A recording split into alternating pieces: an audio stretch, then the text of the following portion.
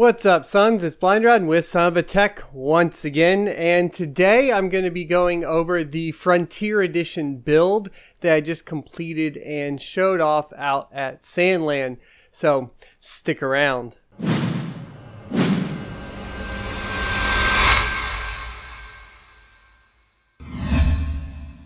Pretty much the name of the build gives away everything about it. This entire build is to celebrate the launch of Vega, and in particular the Frontier Edition card, because the color theme or scheme is quite a bit different or abnormal to that of any other reference design cards we've seen in the past. It is a blue and yellow, which to some people is not very good, but to me it seemed interesting enough at least, and I actually dig it. So I decided to build an entire PC around it. To start things off though, let's go over and review the parts real quick.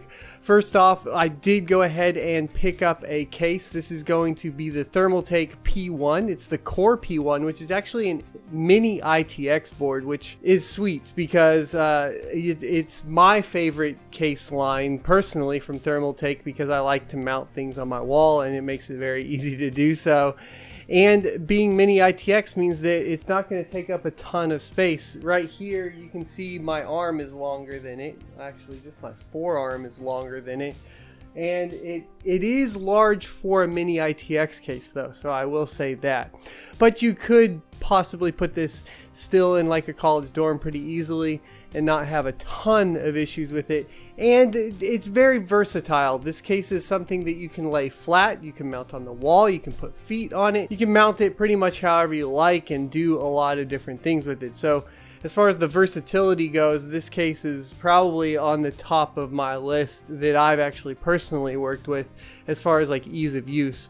So because of the color theme though, we had to go get it painted, and instead of going with like a rattle can or some shitty finish like that, I really wanted to go all out. So I found a local, I guess, acquaintance to do the powder coating and help me do the powder coating. And so actually the blue, I'm colorblind, so I took him the card and said match this up, and I think he did a pretty good job from what I'm told.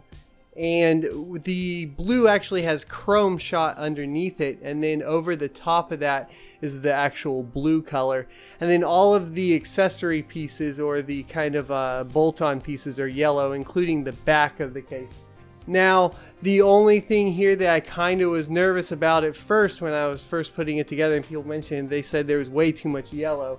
Without the GPU mounted like this, the GPU bracket or PCI bracket is a lot of yellow. But once you mount the card, you'll notice that it really does end up turning out quite nicely. The Radeon yellow at the top seems to be a little bit darker than the rest of the yellow. And there are a couple other off things that we'll discuss too. But that's going to cover the case. The motherboard, I actually did an unboxing of it, and you can check it out up here, is going to be the Gigabyte AB350N, and that's the Wi-Fi version. It does support Bluetooth and Wi-Fi. The only gripe I have with this motherboard that I found while building was the location of the 8-pin CPU power. And if I wanted to route it anywhere other than where I did, I would have way too much cabling going across the motherboard any way I went. If I went up, if I went down, or to the right if you're looking at it straight on. I went over the I/O, and that works in this kind of open case, but that really wouldn't work in like a closed case. So I don't know how good it would work with any kind of paneled, like windowed paneled cases or mini ITX cases. I would have to see what people did with it. That's really my only gripe with the motherboard. And it had all of the BIOS updates were up to date, like to the latest, so I didn't have to flash anything. And we went ahead and dropped a 1500X in it. Initially I wanted to do Ryzen 3, but the LAN party that I was building this for to put into the PC mod competition, and I am by no means a modder, so don't get me wrong here, but because I wanted to have it ready for that and kind of showcase Vega in the Frontier Edition and have that build, I couldn't get the Ryzen 3 processor quite in time. So I've got the 1500X for now, and it is a quad core with SMT, so essentially AMD's version of hyper-threading. And this is my first experience with the Ryzen 5 processor. I have had experience with the 1800X, and I do have to say the chipset has matured quite a lot, to the point to where I was able to pick up some 3200 megahertz memory from AData, and I got 8 gigs of it. I know I probably, you know, with $1,000 GPU, everything else seems cheaper. Let's be honest, it performs about like a 1070 to 1080. It's, to me, I think that it all goes well together. But that aside, the memory did go straight to 3200 megahertz just by enabling it with the XMP profile, and I was super stoked to see that happen. And I will say that there's a large difference in performance, even going from what I was used to with the, like, I did try this at about 2667, which is what I had the 1800X, and going from 2667 to 3200 megahertz is a noticeable difference in Cinebench and so on and so forth. And we'll get to the Cinebench numbers here in a bit. Now for the power supply, I already had a power supply and I just wanted to put this all together as quickly as possible. So I just got the Corsair CX750. You can even read it right here. I'll just look over at the cheat. CX750M. And it is a semi-modular power supply, and instead of actually getting like any sort of cable mod cables that are for a fully modular like I usually do or have typically done with all the rest of my builds you've probably seen on the channel, unless they're budget builds, I just went with cable mod extensions. This also just allowed me to order them and get them in faster because they already have them ready to go, and I wasn't sure which power supply I was going to use. So that worked out pretty well. I got some blue power extensions. They didn't have yellow, so ideally it probably would have been cool to do like a custom cable mod configurator cable mod and then just pick it out and do a little bit of yellow in there, or sprinkle a little bit of yellow. But I'm happy with the blue, so we went with the blue. We got two 8-pin extensions, a single 24-pin extension, and a single 8-pin CPU power extension, and that's all of the cable mod cables coming off of the power supply there. Finally, cooling. This one's exciting. So the cooler is this new kit. It's the Fluid Gaming A240. A240 from EK. So this is already a kit. You just order it and put it together. It is probably the easiest thing I've ever done. Honestly, it was just as easy as throwing an all-in-one liquid cooler on. I would say don't shy away from it. I did have one leak, and I put this together at the show, so there isn't going to be a build log or I guess a time lapse. I apologize. I have some shots, but I didn't actually get a time lapse because I built this, finished building this project at the LAN party. But that aside, this was a super simple, easy custom loop option that I definitely highly recommend. It also gives it that aesthetic of kind of a little bit more modern than if you just did like an all-in-one, and it's a good way to learn. So it comes with all the fittings, it comes with instructions, it even comes with the 24-pin power jumper along with the jumper for the pump, so you can bleed the system before you